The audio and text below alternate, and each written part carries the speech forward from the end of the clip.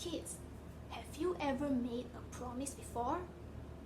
And have you always been able to keep your promises? For example, maybe you have promised your mom that you would do your homework, but were you able to keep your promise? God always keeps his promises.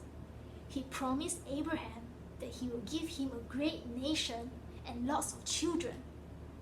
And we can be sure of this promise because God always keeps his promises. Now, we're going to sing a song about God who always keeps his promises.